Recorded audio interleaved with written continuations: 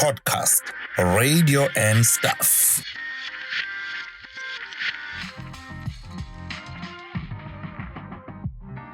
All right, greetings. Welcome once again to podcast radio and stuff.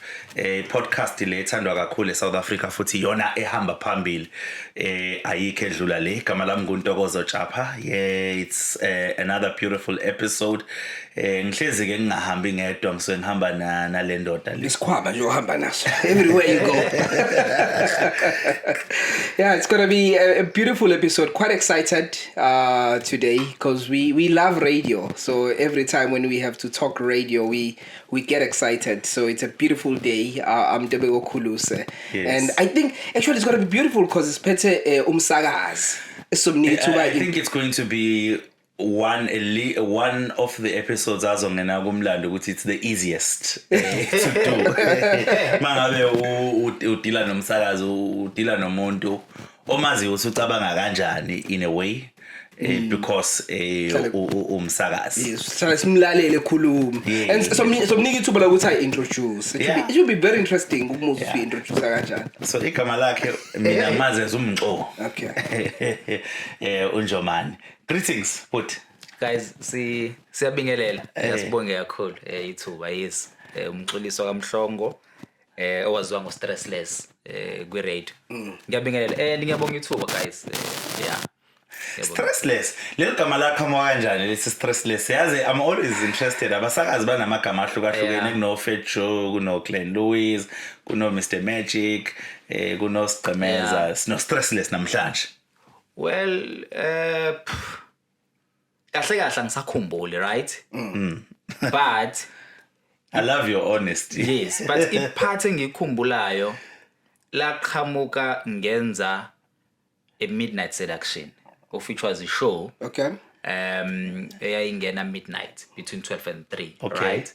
One of the shows engayenza even today basakhuluma ngayo abantu. You understand? Okay. So I think la qhamuka lapho because of indlela ishow yayikade iyona. You understand?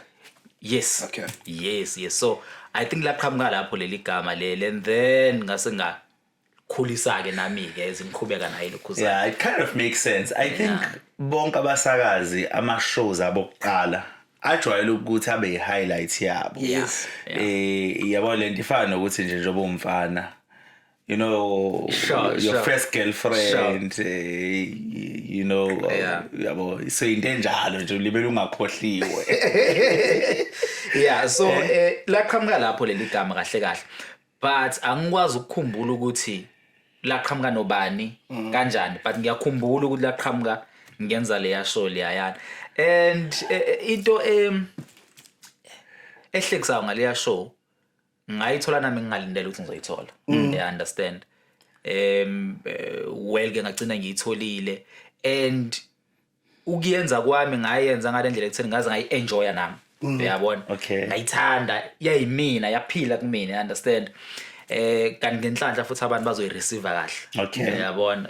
Njengoba ngisho even namanje basakhuluma ngayo. Even namanje abalayeli abadala bomsakazo lo ngisebenza kuona Izwi Lomzansi basakhuluma ngayo. Yeah. Is it not wena mangabe uyicabanga leyo show ngoba wasemncane nginaloko yikona usemncane namanje kodwa wasemncane nginaloko akulu ngizusumdala wasemncane nginaloko yikona wena abalaleli bayisayikhumbula babe enjoy but when uzuma uyicabanga do you think it was the best show that you've ever done or do you feel like I was new if nginganikwe ithuba I could do things differently now? I don't think ngisangakwazi ukuyenza.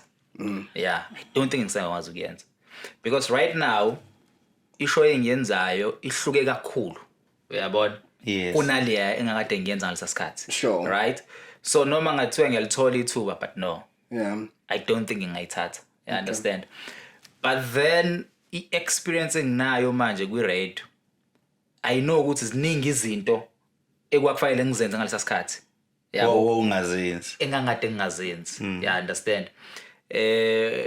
Ila uthi ke khona okay I so wish ukuthi whoever yenza noma ngabe ikiphi radio. You understand? Anga mhlamba ngeza nihlale nixoxe uyabona umtshela no yazi ukuthi mhlambe la yenza kanje you understand because once Ntokozo uyazi intobeko na Ntokozo uyazi njengoba senesikhathi esingaka ku radio uthi mawulalele uyasho ukuthi okay I think umsakazi bekumele enze kanje uyabona all the time exactly because you know because you know ukuthi you listen with the red pen yes yeah sure so take us back a little bit when was this uqaleni ni ukusakaza late 2009 okay yeah late 2009 nakhona ukufika kwami kwiZwi Lomzansi ngafika through ama auditions okay yabona so you're one of those about my products ama auditions radio stations love auditions yeah so kwa ama auditions I think kwakuqala mangaphazami kodwa I know kwakade kokugcina okay right after lawo awekho amanye awenzeka okay and into ehlekisayo so kwakwenziwa kanjani wawusend i-demo no listen into ehlekisayo kwangasiwona ama auditions okusakaza all right right kwakwa ama auditions okufunda indaba okay uyabona so sasibaningi mfethu sasibaningi ngenhlanhla enkulu imini umuntu waphuma phambili okay uyabona ekufunda indaba yes back then umuntu okwakuyena news editor yethu kwaku uNduku Masango uyabona and uNduku ke wayifaka lento sekutheni kumele uyazi you understand uNduku enganqeni ukuthi ngisho kuthiwa usuyafunda indaba umezwe iphutha yabo ese officeini lakhe uza straight emoyeni and mefika emoyeni ufika uswitch off imic yakhe akubuza ukuthi into oyifundayo uyabona esikhathi usatatazela i-on imic Meliqhubeka ufunde futhi siyabanje as if nothing happened exactly uyabona so mhlambe that is why I product le kanduku ishap kangaka yeah ishap kangaka so at that particular time so uma ngabe switch off imic kusho ukuthi kudlala i-sound bite emoyeni no akudlala lutho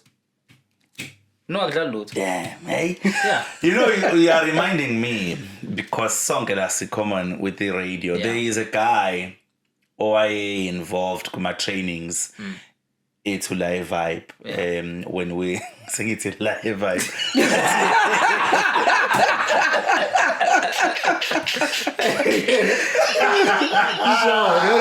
all right anyways I understand so igama lakhe kwabu Roberto Nkosi okay Roberto Nkosi wayerana i-studio a music recording studio so sasiya kuyena siyo practice iso hey uRoberto wayengadlali do you remember that guy no I didn't you don't remember him no. okay yeah Roberto wayengadlali very tough on you know when he enza i-training yakhe you know engayena umsakazi kodwa ekwazi ukuzokwenzela example la kwi microphone for few seconds mase buyele emumva ngale ahlale phansi and then listen to you so you know I think fanele ngabe wonke ama community radio fangabe njalo yes right ngoba ayikho enye indawo ongafunda kuyona ngaphandle community radio you understand of course now sekuna nama podcast nan but back then bekune radio yes ne community radio that's where kumele uphume usharp you understand because mawuthathwa commercial station uyabona kufanele nawe kahle urepresenta i-community radio qhamuka exactly yes yabo mhlambe nje wayilingisa lapho Ntokozo check igagasi right igagasi li mawubheka kuma community radio naba sakaza abaningi abaqhamuke kwinanda okay right ezinye zezinto mhlambe ngingasho ukuthi mhlambe i-training yabo uyabona iyakwazi ukuphakela kangcono igagasi just big ups to Inanda FM Thandile Kamsani yeah umphathi yeah uyabona so coming back ke kule le kade ngisho kanduku wawuthi mawuphuma kodwa u right uyabona then you know ukuthi ibulletin elandelayo ngeke lizilebe khona iphutha elifana nalelo lenzile so you are becoming better exactly so because uthe ukuthi into encane le umlaleli we-radio. Sure, kakhulu.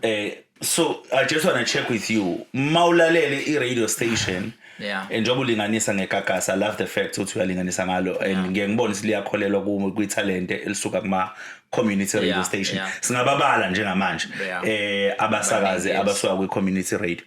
Ukuthi ngokwakho igalelo lomsakazo suka kwi-community radio nongasuki kwi-community radio mase bethola i-platform ethe ibigger station liyazwakala yini ukuthi lona unayo i-grooming kwi-community radio. Okay, so la ngiphawula as umuntu okhona ku radio noma ongekho ku radio. Angibuze lapho. Njengomuntu okhona ku radio because yawazi ama technicalities njengomuntu okhona ku radio. Okay, no mfethu is simple. Umuntu ophuma ku community radio, right? Is way better than umuntu ovesa nowathatha nje somewhere. Right? Ziningi izinto othi umulalele.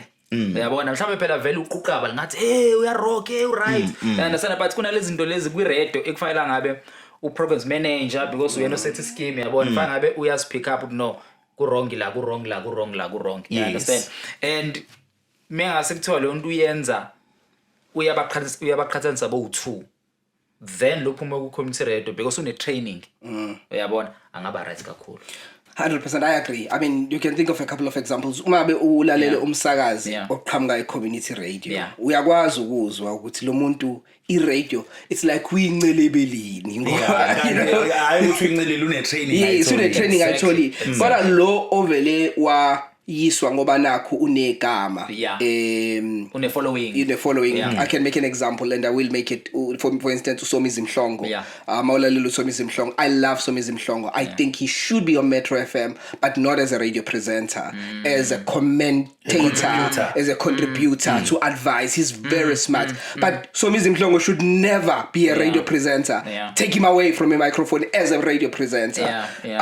Not only because he's never been on with community radio but he's just not a radio person. That's my thinking. So there are those people that you feel like but then masubulalelo omunye umuntu on a background your community radio you can tell now this is radio. Like more flavor for instance. I'm not sure I'm in background the community radio but I know Guti was going with YFM. So you can tell Guti he's a radio person. That's what he has been doing for he did well for Y. He did very well with Y.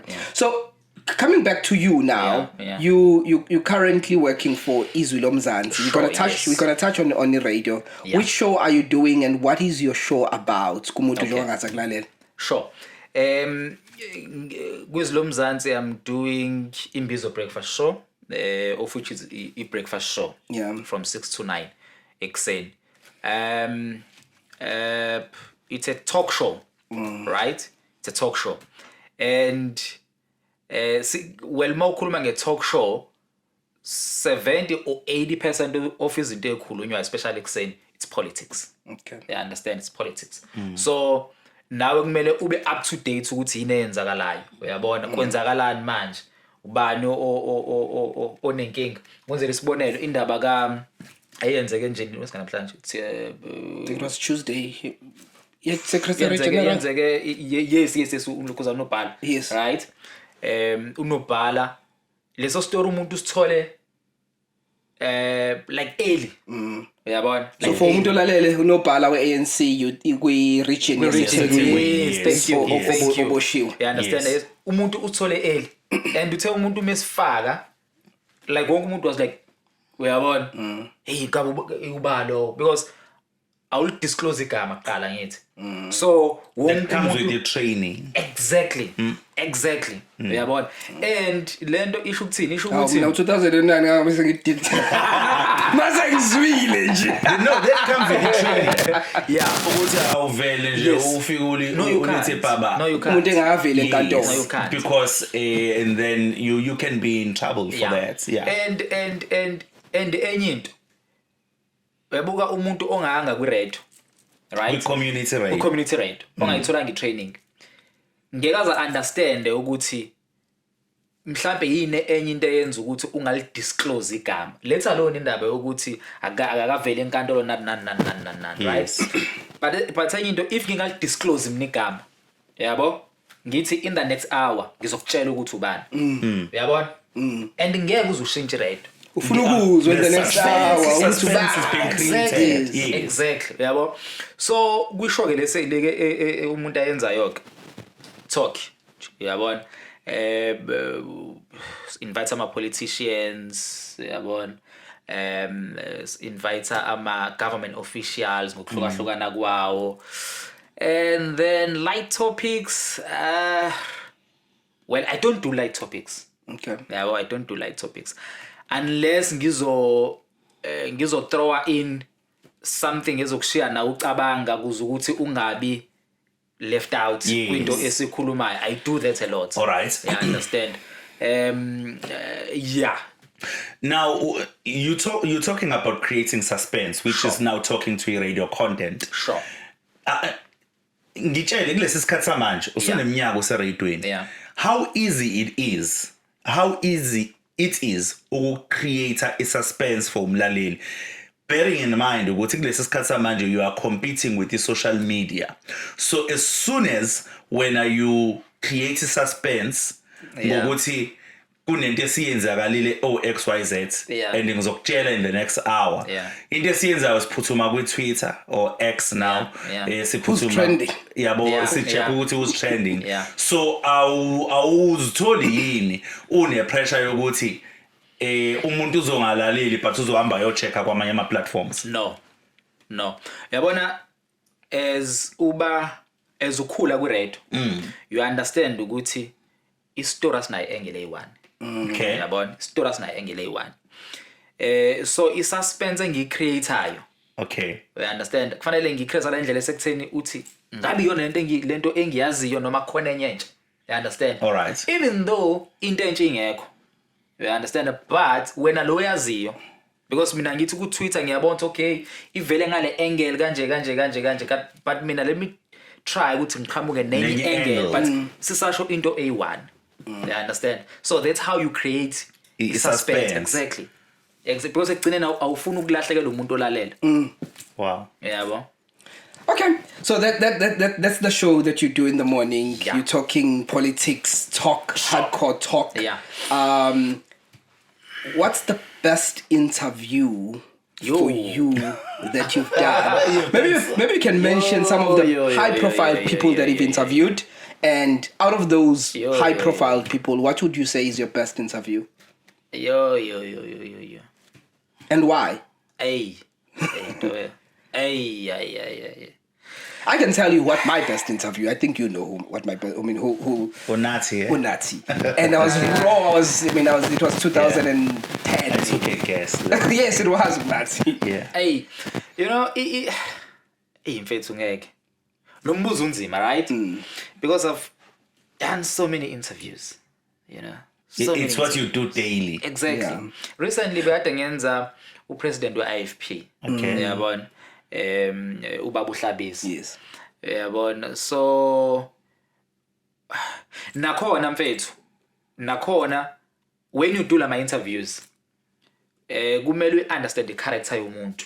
Uyabona? Ozom interview. Okay. I'm not running away from mbuzo wakho ndobe. Ngizoza kuwona, right? But enyama interviews well unfortunately ngagcina ngayenzanga. Uyabona? Ega Julius Malema. Okay. Uyabo? Ngeshwa nange but you were looking forward to it. Exactly. Yes. Exactly because I knew ukuthi yini ngizoyibuza. Okay. What's that one question that obuthi ngizogadla ngawo ngifuna ukumbuza ngifuna ukuzwa ianswer yakhe because I know that as presenters when we prepare is that one question. Yeah, yabo. In kahle I wanted to understand the issue of foreigners. Okay. Right? That's a hot one. Exactly. So I wanted to understand the issue leyo. And I knew ukuthi kwimpendulo yakhe kuzoba nama follow up questions. Okay. Yabona. But indlela engangifuna ukuyibuza la ndlela ukuthi ayichaze nogogo akakwazi ukuunderstand. Yeah. Yabona because ilona phutha silenzayo lelo ezabasakazi. Yabo? When we ask questions sibuza just for the sake of ukubuza. You understand? But emqondo nafana ngabe unalento ethi Okay, there is umuntu osekhaya you understand. There is umuntu ofundile olalele, there is umuntu ongafundile olalele, you understand. So kumele ayichaza indlela ekutheni ngikwazi ukuthi wonke umuntu I need to understand your audience. Exactly. So hey, bethu ngeke umuzwa Best interview. Hey.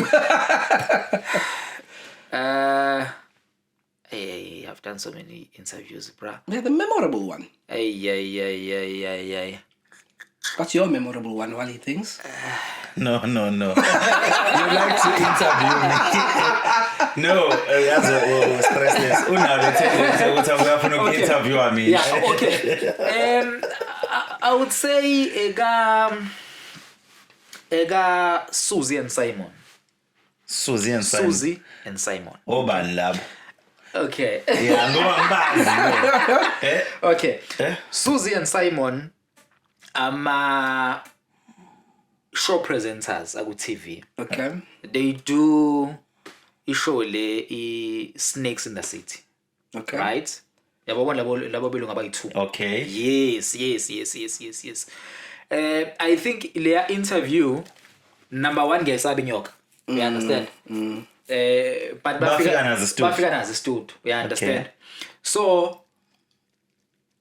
ngangisaba but futhi ngi excited. Uyabona? So iyangisusa nami kulento and yayisusa lento yokuthi interview ama politics yabona. So it was out of your comfort zone. Yes. Bakushiya nenyoka eyi-1. No man. No. Well,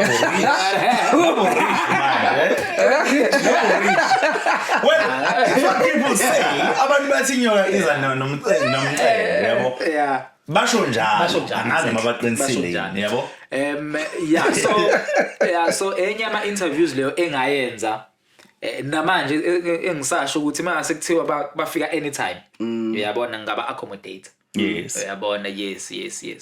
Now, you have interviewed a lot of politicians, as you have said. Khona interview yakho angilalelanga live, but I got a chance to catch up agiyona. Sure. Ukhuluma ne-mayor yaseMngeni.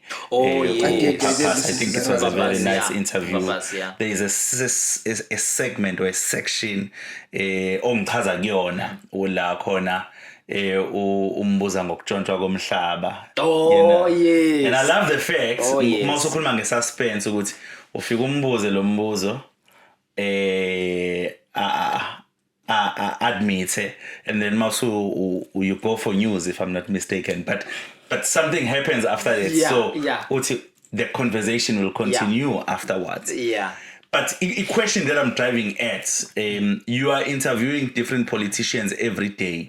Kunama political parties mina ezontokozo engale ukwazi through ukulalela wena from the time usawe drive and so on. By the way, sorry. By the way, we drive. Nga introducer I talk nakhona. You understand? Oh yes, because it drive Izwi Lomzansi it was more music. Yes. And when I came in, ngathi 50% talk, then 50% music. Okay. But then as isikhathi siqhubeka wancipha music because awazi vele ukhathe nje, understand? Yes. Wancipha so nanamhlanje talk, yes. Talk, yeah. So I want you to unpack this because through interviewing mostly politicians in the morning, you can end up uzakhela abantu abangakuthandi. You know, can you share with us without mentioning any people's names discomfort oke wayithola ngale show yenzayo? In fact, ngithola every day. Ngithola nje every day. Yabona. And sengaze ngakwamkela nanokuthi umuntu unabaphathi abayithandayo nabayi understandayo lento ye talk. Okay. Yabona. Nabamile kuyona. All right. Yabona. Ngelinye ilanga ngi-ANC, ngelinye ilanga ngi-IFP. Yes, ngelinye ilanga ngi-EFF, you understand? So sengivele ngithi okay show ngini uthi mhlambe ngi-DA ngithi hayi no kulungile mfethu ngoba kusho wena show aku right. You understand? But ngingumuntu ongasami umsebenzi wami. Uyabona? Angeke uzungisabise. Mina ngeke uzungicaptureisha. Uyabona? Mase ku interview. Uyabona? Siyabuzana nakhona si right. But kukhona this interview engayenza and mina umuntu wayenza leso story. There's a political party eThekwini ekuthiwa PRM. Yes. I think Mxolisi is one of the leaders there. Yes. Mxolisi upresident wakhona bane seat A1 eThekwini. Yes. I think PR council mengakuphazama leyo seat le. Uyabona? So enye ama interviews engayenza then kwaba nokukhuluma okuqhamuka especially ngakubona. Uyabona ama members ePRM bengisabisa abayithandanga imibuzo oyibuza. Yes, abayithandanga. Uyabona? Abayithandanga kwakune scandal I think esa 2 million mengaphazana. President wakhona accuse ukuthi uyidlile. But president weze studio washo ukuthi akazange azayidle imali. Ihleke ngephutha. No. Wathi akayazi but at that time futhi kahle lento eyirezwe umunye wabalaleli oyi-ANC. Uyabona? Then bese the president wakhona no ngizofika estudio ngizoyichaza. So kwakuyimali eqhamukephi? I can't remember actually ukuthi akade iqhamukephi, right? Kodwa i-political party ekade iqala. Uyabona? And then wathi ngizoza estudio ngizoyichaza ngikuphathele yonke into nani, right? Mina sure you're welcome. Uyabona? Then wafika estudio yabo. Wayichaza but if you take me now you will come evidence. The evidence uyabona and we shall wena. Uyabona? Okay sure wayichaza sharp all right but evidence ayingekho. Uyabona? So mina ngisabe ukubuza umbuzo mfethu. Uyabona ngiyawubuza nje whether uyawuthanda vele ukusala ngizwe ngubuzile. Uyabona? So up to the point ukuthi wathi angiyele mina ebank for ama bank statements nani. Then I knew ukuthi I know I accept right. Yabo then I knew ukuthi I know should I sesiphambene. You understand? And then after lapho kwaba nama threats yabona I'm not saying I had to come again. No. Maybe some members. Yeah. Yabona kwaba nama threats nan. But I'm happy ngoba ekugcineni cause umlaleli weshow naye ekugcineni wa understand ukuthi no umsebenzi owenziwayo there is no beef angihlangani nepolitics mina futhi I don't care nepolitics. You understand? So but kumele ubuzele exactly abalaleli who have interest with politics. And okumnandi wathola inqwaba yabalandeli. Uyabona? Hence why bathiwa neseat. Uyabona? Because yena ngayibuka nje ukuthi imibuzo mhlambe yayinjani but kodwa khona bamthandela lokho. Exactly bakhona bamthandela lokho uyabona yonke leyo nto leyo and I'm happy baneseat. So ziningi izinto ke ezenzakalayo even today. Uyabona? But not from monarch. Nakubani nje abahlukahlukene yabo because umbuzo kanti it was around discomfort. I was listening to you yesterday and there's a caller that called and was coming from a religion point of view. So bechaza inge religion yakhe nenkolelo yakhe izinto akholelwa ngazo. And I noticed that your responses were you were quite mindful of how you respond, not to sound as if you agree, but you also don't disagree. Is that also a discomfort because religion is a sensitive topic? So if umuntu ekhuluma umuntu usuke sethinta ama beliefs so uyena ukhuluma ngakholelwa ngakho. So now you have to give verbal nods, but also not sound as if you are agreeing. So I was listening to you and I found that very interesting that you are giving verbal nods, but you don't want to sound like you are agreeing with this person because maybe it's not your personal belief and it doesn't have to be, or maybe it is, but you know, the platform doesn't allow for that. Is that also a discomfort?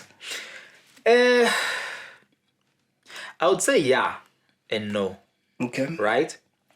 There is one thing ekumele noma mina engifundile ku-radio. You understand? Uthola abantu abaningi abahlukene. Uyabona abanenkolelo zabo. And iqiniso lithi sonke la emhlabeni sifike singazi lutho.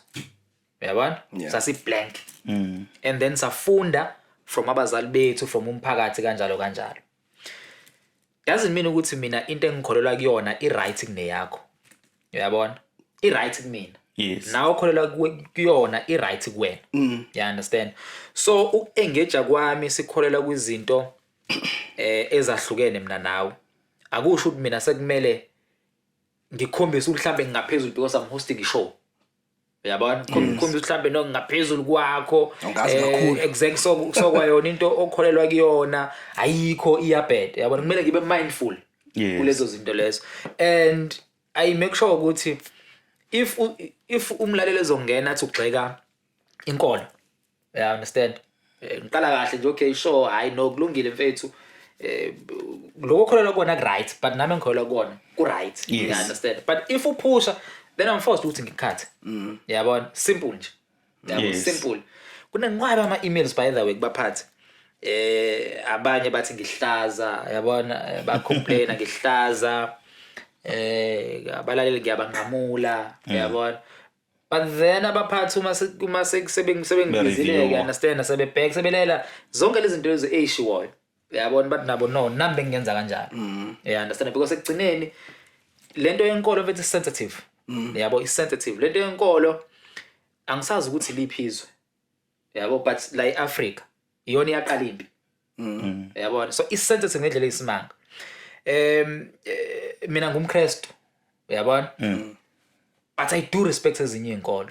Uyabona and ngilindele ukuthi nomunye umuntu enze kanjani. Uyabona? So if ukuthi mhlawumbe ngiyabona ukuthi okay no asivumelane ngiyabona ukuthi mhlambe wena nalento ukuthi hayi no wena inkolo yakhe better okay sharp uncane ngivele ngikiyeke. Uyabona ngiphume kuwena simple. You know as a matter of fact ukeda kulento eshoyo uzu 3 izinto emhlabeni ezi contribute kakhulu to izimpi esibona emhlabeni. Sure. One angizisho nge particular order but one is inkolo. Sure. Inkolo is one of izinto ezikwazi ukuthi zibhebhethekise impi kakhulu emhlabeni. Two is sports. Ezinye zezinto ezikwazi ukuthi zibhebhethekise impi kakhulu. If abantu bengakwazi ukubekezelelana yabona uthola ama clubs awu2 from the same city kodwa ekwazi ukuthi axabanisa abantu ngenye indlela. 3 is politics. Yabo so ilezo zinto if abantu abadlala kuleso space bengakwazi ukubekezelelana it can it's And I like the fact that you mentioned those 3 things and for me I would say 2 of those 3 things because we're talking radio here. As umsakazi obuka nje manje because baningi abasakazi ababukayo especially umusha. With 2 of those 2 things you need to be very careful when you are playing with them. There is politics and religion. South Africa, I mean, fortunately, South Africa, sports is not is more of a unifier. Yes, it's a unifier. People always come here and they get shocked. Ukuthi mangabe kudlala iKaizer Chiefs ne Orlando Pirates, ama supporters ahlala ndawonye because elsewhere in the world that doesn't happen. So sports in South Africa sisibuka ngendlela completely different. But yes, you want to say something? Mhlambe umsala lapho ku sport. Mawulayeli show engenzayo right abantu abaningi bathi why you disclose ukuthi usupporta nan right supporta because Ilamonville Pollenaro support Arrows right ne Pirates yes ngiyamkhumbula izolo ukuthi be happy ngokuthi right but I will tell you why ngidisclose right gokunye angidisclose ngoba ngidisclose you understand. So I'm trying to accommodate bonke abantu. One, Arrows yala eThekwini. Right? And from Arrows bekade ngisuka kuMaZulu. Yabo. So from MaZulu to Arrows. Wawuyekela naMaZulu. Usuthu amabhench akhona. Right supporter kuyaye. No kunabantu abathi ne-team ethila yebo yabo. Siyasibambelele kwi-Kaizer Chiefs noma. No, you see, mina kuneqembu engilisupportayo, right? I won't tell you ukuthi liphi. Orlando Pirates, okay. No. Not futhi Chiefs, you understand? Okay. But understanding enginayo akulayela abantu be-Arrows kuphela, akulayela abantu bamaZulu kuphela, you understand? So ngicreate le excitement, especially kubantu bebhola. Yeah. You understand? Because last week if kade ngamaZulu, yabona. And by the way ngiyawathenga la majezi because vele umuntu uthanda ibhola. You understand? So mina ngithi ngisupporta amaZulu last week. And then kube khona encane yenzakalayo. Uyabona, then ngiyashifta sengi-Arrows. Uyabona? Nakhona kube khona enzakalayo, then ngiyashifta ngiyakwenye team. Uyabona? So I'm trying to accommodate bonke abantu abalalele. Abone naye azizwe ethi because lento ithi ngifuna ukubona uzofika kwami team. Uyabona? Ngifuna ukubona ukuthi uzogcina supportile nami team. Fika nini kwi-Chiefs? Ngizofika. Very far. Ngikuphathe manje. Izwila yini? Ngikuphathe manje, yabo. So nje a few weeks back someone wafona vele wena ngiyazi Pirates awifuni and then nakhona nga creator lento le team. Ngavele ngathi yazi indaba. Ngiyavala ukuthi ngisupport iLokhuza noma ngiyavala ukukhuluma ngePirates. Uyabona? So uyabona leyo nto ukuthi wena njengomlandeli wePirates ithi iPirates ibidlala ngeweekend. There's something enhle abayenzile or there's something embi abayenzile. You understand? But ufuna ukuzwa ukuthi Stressless uzothini Monday. Yabo? Yeah. Yes, you're gonna tune in. And very spot ngizokhuluma ngaso but ufuna ukuzwa ukuthi because ngagcina ngithe. Yes. Uyabona? Ngeke ngikhulume ngePirates. Yeah, now back to indaba ngoba uhost talk show. Sure. Back to indaba yokulabelishwa. Yeah. Ukuthi wena vela ubafuna osibanibani when uthanda osibanibani. I've noticed ukuthi that is very common. It's a very common attack towards abasakazi aba-host ama-talk shows. Yeah. Especially abalandeli mengabe mhlambe bezwe ingazi ukuthi awumphathanga kahle umholi wabo mengabe efikile. Yeah. You know, based on your experience, because I think this is a lived experience to go and isikhathi eside. You know, yini holela abantu kuloko ukuthi bagcine sebekulabelisha ukuthi wena you belong there and you don't belong there. Because you know, if I can make an example with mentioning omunye umsakazi, because we are talking about radio. Yeah. Mawuzo kwenza example ku-SAFM ekuseni une-competitor Stephen Krutas. Yeah. Many people ngiyengeza ukuthi bamlabelisha. Yeah. And mina ngiyamlalela yabo. Sure. And mina ngimlalela ngokuba umsakazi. And mina ngiyengimuzwe buze imibuzo. Yeah. Esifuna ukuthi sithole impendulo ngayo. Yes.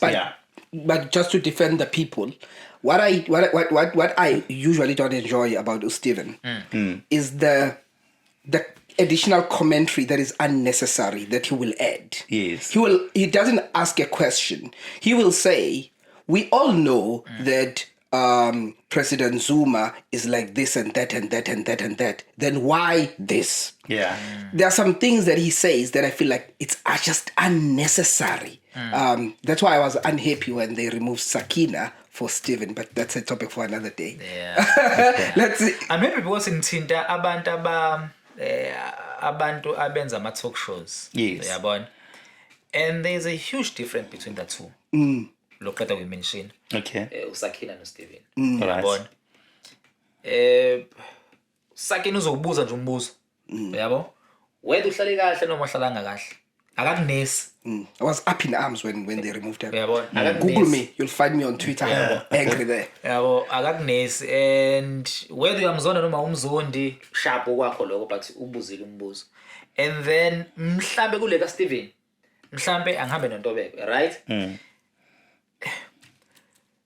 Into esusimpi ilama comments amancane lawa owa-edayo.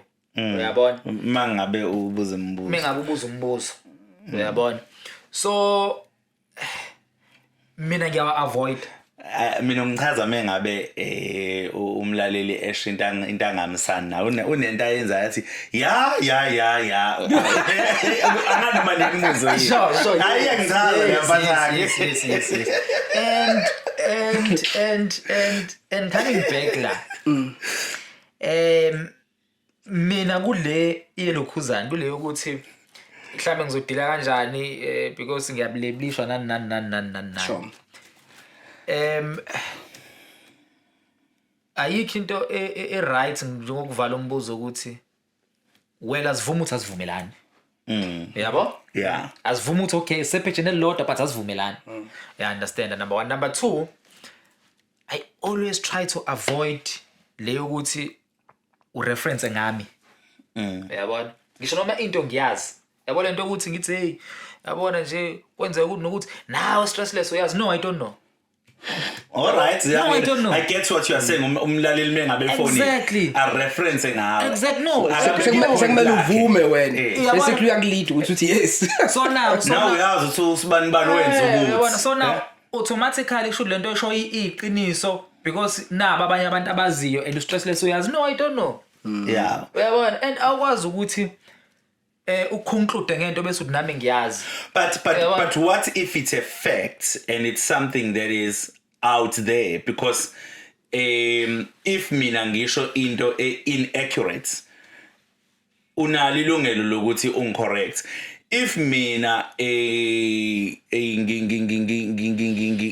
ngikhuluma ngomlando ngiyalinganisa ngomlando kaMxolisi and then as a politician now then I ngimase ngithi Thabo Mbeki never fired Zuma. I'm just making an example. You understand? Then when we akwazi ukuthi no, this is what happened as a journalist all night background who does research. Yabona isikhathi esiningi umlaleli mefona kubalayela abawu10 abawu9 basuke besho opinion yabo. Into abayiresearchile. Exactly. It doesn't have to be a fact. Exactly. Yabona. Okay. So kulaba abawu10 uyedwa umuntu ozoza nama facts. Okay. Yabona. For an example there is umlaleli ofone a day after isona. Okay. Right? But stressless umengameli 2019 kwisona yakhe what and sure izinto engizaziyo nami kuloko uphinde wathi so let's check from 2019 to now What happened? there is nothing eyenzakalile. All right. You understand? So yabona lo muntu obekade enale hype ukuthi hayi no isona ka president no ibe right izinto zoguquka nan but when someone comes with ama facts then you like ayi yabona. So if mina bengivumelana nalo wamuntu obene hype right lo seza nama facts. Those are my facts ngabe sekune challenge. Yeah. Piggybacking on what you just said now. Sure. Ndogozo and I have an episode out where we had a heated debate around radio and politics. Sure. And Ndogozo is of the view that radio presenters, not necessarily Talk show, just radio in general, nabadlala umculo and so on. radio presenters should never come out and say who they support. Yeah. I'm of the view that I want to know because for me, well, let me not explain because now I'm influencing you. And we're going to go back to debating. Yeah. What is your view? Ukuthi amasakazi kumele declare ukuthi babelonga ngiphi political party. Sesikhuluma nangomsakazi we jazz music asikhulumi ngaba talk show. And what about those who do? Because there are many of those who we know who they support. Okay. Kunomehluko ke la. In politics you can't. Okay. Right? In politics you can't. Especially mawenza a talk show. Yes. Because very talk show yakho is a dominator politics. Yeah. Okay. Right? But kwisoccer, music, uyabona kulezi zinto lezi ezikwazi ukunite abantu because ipolitics ayikwazi ukuba unite abantu. Okay. You understand? But isoccer yaba unite abantu. All right. Uyabona umculo yaba unite abantu. All right. Right? And isikhathi esiningi isoccer nomculo nan kunama facts akhona. Akuthatha isikhathi ukuthi kuvele iqiniso okay nansi into kanje. Okay. Right? Unlike politics. Politics ngaphela yes. Silesi debate ngento sonke singayazi. Okay. Right? And ukudisclose kwakho as umsakazi. If kukhona umsakazi wenzayo manje. I know out. Okay, so uma sikhuluma ngepolitiki. Yeah. So uma umsakazi owenza iDrive. Yeah. Kwi Metro FM ngenze example kwi Metro FM Thibaut Touch in this example. Yeah, for some time we knew Thibaut Touch that is a vote for ANC. He was campaigning for ANC. You remember ANC, who campaigning ANC. I'm not sure now. What's your view on that? Is it right? Not right? No, it's wrong. Totally wrong. Totally wrong. Totally wrong. Apparently, Exactly. Totally wrong. Okay. If you want to know my views, why I think radio I think they should be allowed. I'm not saying they should. Yeah. I wouldn't do it if I was on radio. But I think they should be allowed, those who want to. But let's not go into it. Okay. If you want to know why I say that, watch the episode. I think it's episode 4. Yes. Where we're talking about this. Okay. Let me tell you why. Yes. Let's take EFF, right? Into ekhulunywa kakhulu ku-EFF issue yama foreigners, right? Let's say mina ngi-EFF. And there is someone ongenayo or totally against lento yama foreigners, right? So mina as a member ye-EFF ngizofuna ukudefenda lento ayishoyo. Uyabona? Noma ngizofuna ukudefenda i-view yethu as i-EFF. Yes. You understand? So ngeke ngisamlalela njengomsakazi. Uyabona? Kanti mhlawumbe uqhamuka namaphuzu right. No, but you are saying now we are arguing this point again, but you are saying if me coming out and announcing that I'm a member of the EFF, or any political party. Yes, or any political party will make me argue. But if I don't come out, even if I'm a member, but I don't come out, I'll still do the same thing. The only problem here is that there's no transparency. I don't know why you're arguing with me. I don't know where you're coming from. Penny Libiane, for instance, campaigns for the ANC.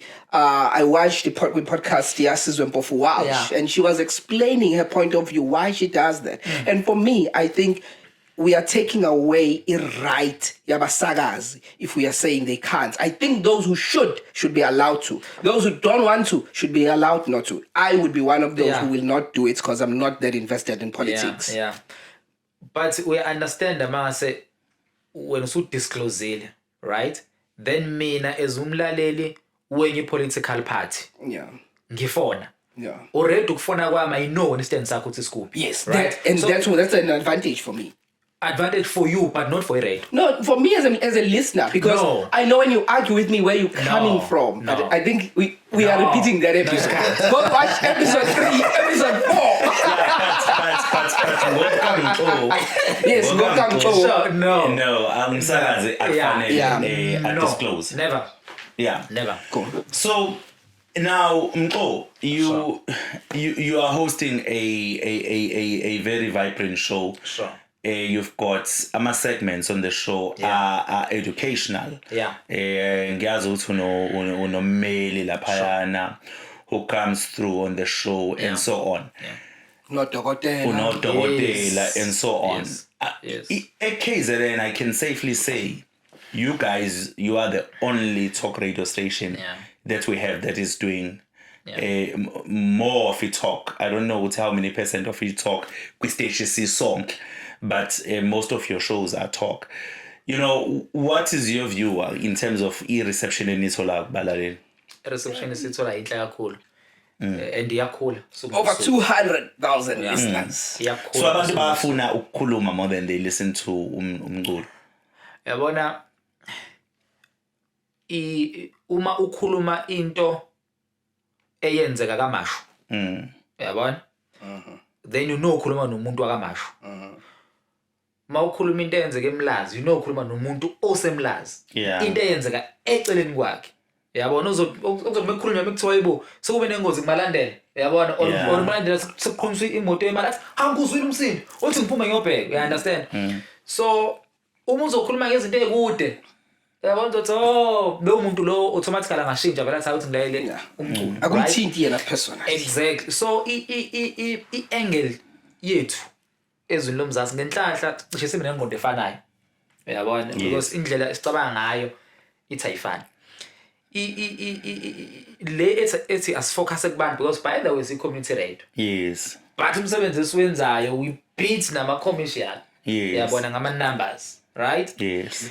Because Izwi Lomzansi has bigger numbers than Ivuma FM. Yeah. Uyabona. Yeah. but welikushena ke nendaba ubona benzani nani right. So leyo nto iprove ukuthi ispace for i-talk sikhulu. You understand? And I don't understand why kuze kube manje KZN ingenayo i-commercial talk station. I don't understand. Yabona? And I can tell you now manje sekuthiwa Izwi Lomzansi lithole license yokuba commercial. Lingabhitha cishe wonke ama-commercial stations akhona e-KZN. You understand? Because people are hungry for talk. Lalela mfethu. Listen to SAFM. Yes. Majority of our callers at SAFM are from KZN. Yes. You understand? Yes. In majority yabo. Because iqiniso lithi mina as umuntu omnyama kuze ukuthi ngikwazi ukuzi-expressa kahle kufanele ngizi-expressa nge-language yami. You understand? Kunezinto engingakwazi ukuzisho ngesingisi. So ngizoba reserved lapho. You understand? Ngithi hayi ngeke ngisho. Kodwa uma kuthiwa nansi platform, uyabona sikhuluma ngesiZulu. Uyabo? Then now uzofuna ukuthi ube khona kuleyo nto leyo. You understand? I-majority abalaleli be-SAFM they come from KZN. Yabo? And umlando, because mawukhuluma nge-talk kuma stations, i-chunk enkulu ithathwa ipolitiki njengoba ngishilo ekuqaleni. So umlando, even nomlando we-ANC comes from i-KZN. You understand? And kuwona wonke ama, okay angasho kuwona wonke, but nakuqembu elibusayo i-KZN mayingekho, uyabona, mekuyiwa ku-conference then kune-challenge. Umuntu uya ku-conference uyazifanele uthole i-backing ye-ANC. I-backing ye-KZN. Sorry, i-backing ye-KZN. But then i-KZN ayinayo i-talk radio station. Why? Yeah. So we are an influential province. Exactly. So enye izinto lezo eyenza ukuthi ama-numbers ethu akhule kakhulu.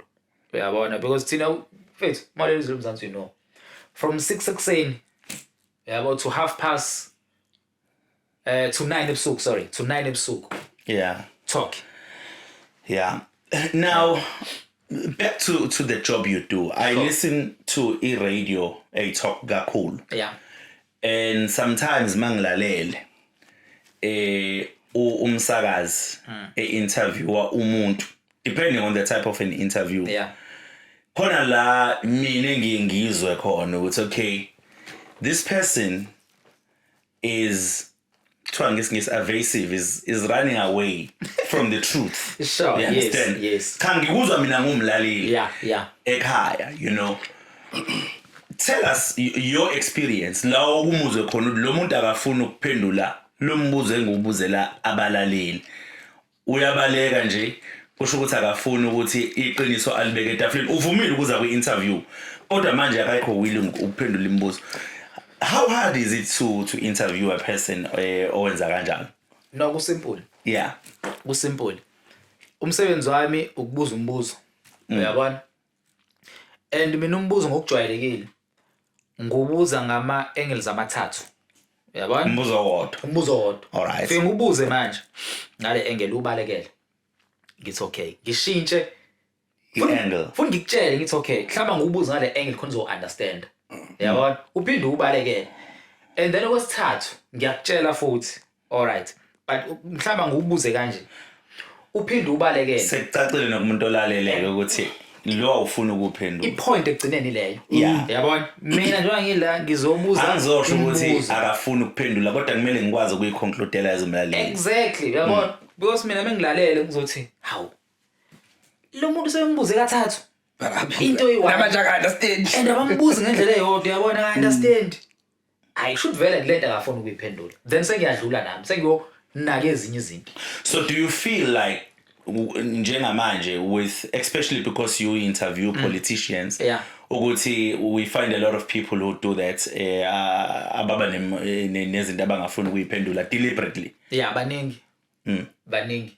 But then besilala kwi-present ukuthi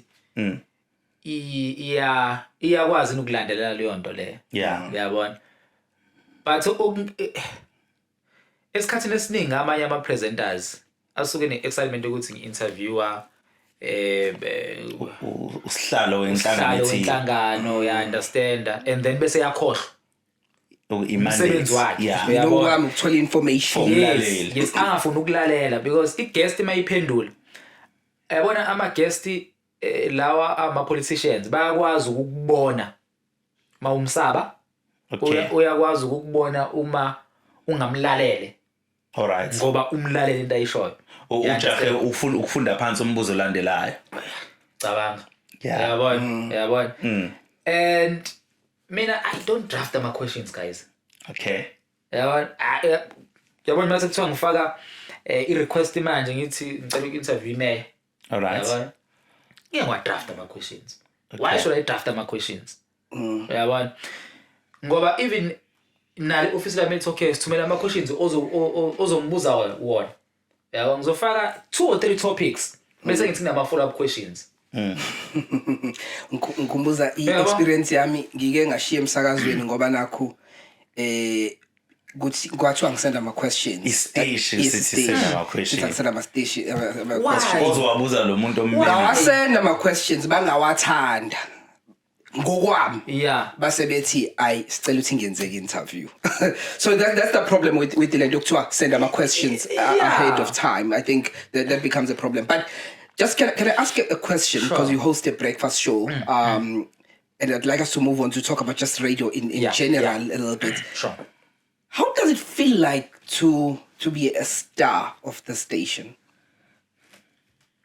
I don't know because I'm not a star. Hosting a breakfast show, that's the biggest show of any radio station. Sure.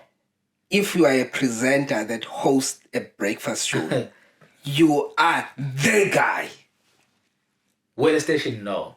Okay. No, a station, no. Not la who's the guy? Not if it's not you. No, it's not. Okay. Why do you feel like that? Because you see, there one to actually, I'm the guy. Yeah, one.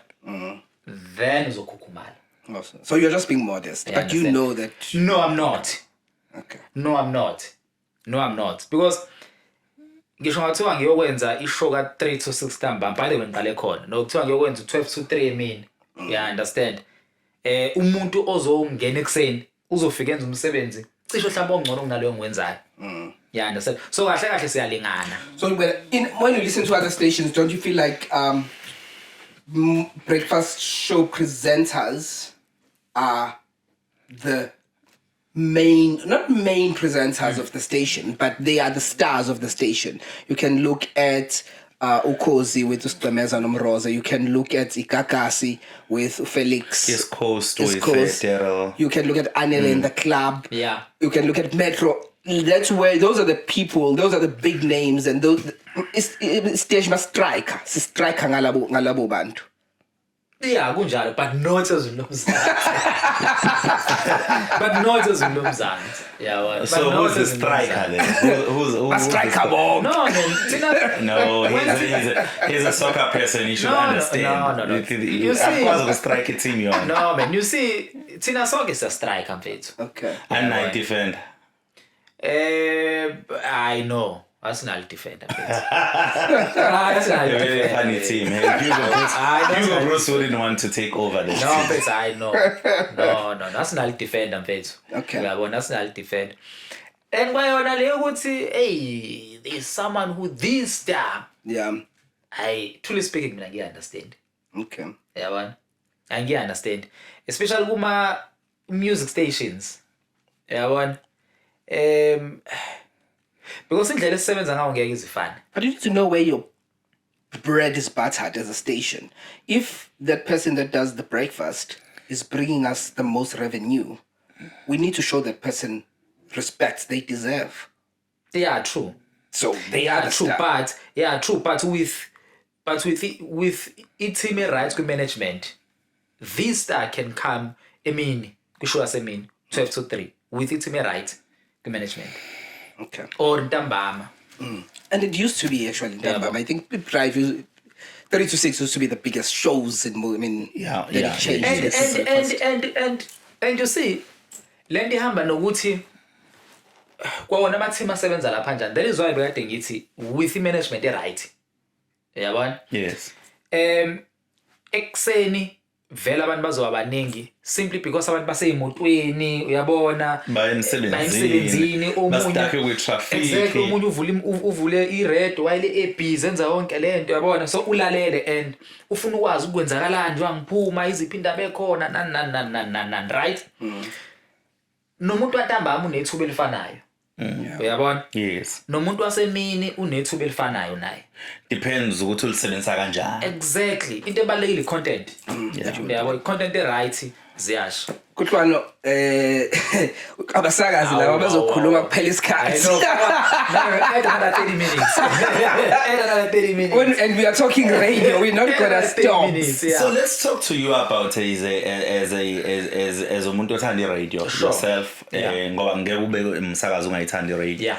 So outside of Izwi Lomzansi you're not going to be in trouble about this imapha ama radio stations walalelayo I listen to SAFM that one is obvious yeah okay I listen to not anymore iPower I used to listen to iPower all right for some reason I don't listen to iPower as well I don't know why well mina the reason is ukuthi ngilalela iPower kwakuBob okay right and kusekhona no Eldris uyabona but njengamanje no so I listen to I also listen to Kakasi okay yeah do you listen to 702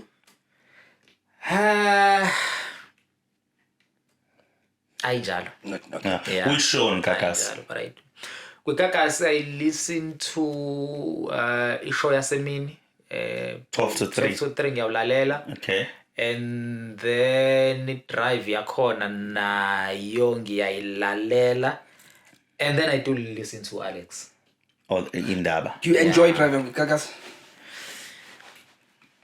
compare namanye ama drive eThekwini yes I do okay eThekwini so I don't know if I'll say this. Sure. For me, I enjoy Kakasi. I listen not to Ethekwini, sorry, KZN. Yeah. I enjoy Kakasi. I do listen to Kakasi. But if you look at lineup here, Kakasi 6 to 6, I always feel like it drive is the weakest link. It has all the right features. You know, mabengena kusemini, mabengena ultimate song that people choose a song. They have some motivation that happens on the show. So they have all the right features that you would expect with Drive. But there's something that doesn't connect with me. It might be it might be a me thing. I'm not sure, and it's not Zisto that Zisto is not talented or his is not talented. But I always get a sense when I'm listening to them. You know, they would have these gimmicks where I'm not sure if I should call it a gimmick, but bazofika abantu ababonayo mhlambe bazohlelela abantu. So they have all of these things that people would like to and that people probably enjoy listening to. But that drive for me is missing something, and I can't put my finger on it. What is it exactly? I will tell you, mina ngikulela kwami. I think uClarissa uyena ongekho ku drive. Man, nomfundo, mfeka. Exactly. And she left section. Yeah. Ngoze lesibonelo. Take le ntombazane lasekuseni umina. Right? Yes, okay. Umfake entambama NC. Ukhiphe bani ntambama? Uhizi? No. Okay, keep Uzisto. You can't remove Uhizi. Keep Uzisto. Mhlawumbe Uzisto So ngamsusa. khona Uhizi, Ukhaya. Yes, khona Ukhaya. Ukhaya yes. Uyabona. But ngifuna uyipictureishe lento le, right? Take leya energy asekuseni kamini uyise ntambama. Okay. Yabo? And then uzobona ukuthi nezophuma. Okay. Maybe that's what is missing. Something for me is missing on the drive, but let's see. Yeah. And I think ilama drive lawa thatha lawo ongeke uzulalele manje uthi kusasa ngifuna ukuyilalela. You understand? Uyilalela manje uthi okay nginika ithuba kusasa and then okwesithathu then usays I know iyalaleleka. Akufana nalawa amanye ovela ulalele manje uthi I know. Yeah. And just to wrap up, because I know we are hopelessly out of time. Sure. Challenges. Another 30 minutes. Challenges with community radio sector. Doggos and I worked with community radio sector, and we experienced a lot of challenges. Sure. What challenges are you experiencing working for a community radio sector? Majority of community radio sectors get volunteer. You might be getting getting a stipend, but it's not, a salary. Imali ongabe uyithola. Siyenza lento ngoba siyayithanda. And then that comes with a lot of challenges. So what are some of the challenges that you've personally experienced? Well, mhlawumbe umuntu eqala kwi radio umuntu udlule kuleso stage leso, you understand, where kumele mawungena ebusuku ngo-12 uyabona ufike early, I think ngabo 6, and then lala kusofa, you understand, ekugcineni ungathola imali makuphela inyanga. But I think as from 2015 or 2016 things changed. Within your radio station. Exactly. Yabona, things changed. Uyabona, engale ndlela ukuthi njengamanje kwiZwi Lomzansi I don't think ukhona umuntu ocabanga ukusebenza kwenye radio. Truly speaking, I don't think ukhona umuntu othi ngifuna ukusebenza kwenye radio. Or rather kuya community radio, commercial radio station. Yeah, I don't think ukhona umuntu okanjalo. Why so? So are they compensated? Of course makuphela inyanga yes ikhona imali engenayo. Uyabona uyayithola, and currently I think sonke is happy. Okay, angithi yabona njengoba sisebenza la thina with podcast radio and stuff. Yebo ukuthi into yethu, but for a person nabaphathi. Siphethe. But if we were working, what would attract us to podcast affirmation? I'm just making an example because enyama podcast esiwahloniphaya la eThekwini. What would attract us to a podcast affirmation? Mhlawumbe sike sithi mina as a presenter, they are offering me a better positioned show. Two, they are offering me better money. You understand? So mawuthi you don't think ukuthi khona umuntu ocabanga ukuya kwenye radio station. You are saying one to me. This is what you are saying. One, Izwi Lomzansi is paying you guys well. That is one. And two, then get abantu ba happy ngama shows abakuona. So logo go two. So you are getting paid well. If of course it offers you a breakfast show, you wouldn't take it. Yabona nje ukukhuluma iqiniso. Ngeze example ngokuze there are many stations. No, mina nje ukukhuluma iqiniso. Ayikho radio ngithi ngifuna ukuya kuyona. Uyabona? Ngi-right lengikhona unless kuukuthi ngibona ukuthi okay, mhlambe sengithola mhlambe ngifuna uku-add kulwazi enginalo. You understand? So yenziwa nini reshuffling kweZwi Lomzansi, which month of the year? No, mase kumele yenziwe nje yenziwe. No, angithi ngizama ukusho ukuthi season iqala nini. No, I know. I know, but what I'm saying is I said to next month. When to next month, do we are say correctly a show. Then by change. Do you guys have contracts? Yes, we do. No, the reason I'm asking when I'm careful ngokusabu ukuthi sekuzoba nama changes. No. So that's the reason I'm asking. So you are playing it safe. Ukuthi to hip ungazoyithola. Wena wakhuluma ukuthi uzokuhamba kwi podcast radio stuff. Okay. You see, in majority, cishe 90%, uyabona? 90% wabafethu sisebenza nabo zakwethu. Ngale kwesalary abayitholayo, uyabona? There is ithuba abalitholayo. Number one, you build the brand yakho. Okay. You understand? Now when you build the brand yakho, you need to be strategic now. You understand? Because awukwazi ukufocus ku radio kuphela. When those you know. Awukwazi ukufocus ku radio kuphela. Yabona? Number two, as ithuba ulitholile, you run your own businesses aside, right? So njengamanje I don't think consumer business othi angifuni ukuyo advertise kwiZwi Lomzansi because nama numbers. You understand? So wena as umuntu osebenza khona, you understand? I-rate yakho ihlukile kunomuntu oqhamuka ngaphandle osoma business. Okay, right? Okay, I get you. So njengamanje ngale kwemali ngithi ngiyithola njalo mekuphela inyanga. By the way, I'm happy ngemali ngiyithola mina. Right. Yeah, eqhamuka nje station pay. Right. Kukhona i-airtime ekhona. You quasi push out your own. Stressless wellness center. Yes. Oh, I actually always hear that advert, and I always ask myself, is Stressless Wellness Center his or Stressless is just a company that decided to advertise on his show? Okay. That's beautiful. That's beautiful. You see, me asekuthiwa bonke abantu abasebenza kuma community radio Uyabona? Bayakwazi ukusebenzisa ithuba leli abalitholayo. Uyabona? Yes. But we know ukuthi kwamanye ama-community radio kuyashiwo ukuthiwa ngekwazi ukusebenzisa umoya for your own stuff. Yeah. But ungaholelwa futhi. Well, I think ke lapho mhlawumbe uzoba ke nayo ke i-challenge. You understand? Because nayo incike sekutheni abaphathi bakho banjani. Because iqiniso lithi amanye ama-radio stations ayafa simply because abaphathi bakhona banomona. Amaningi.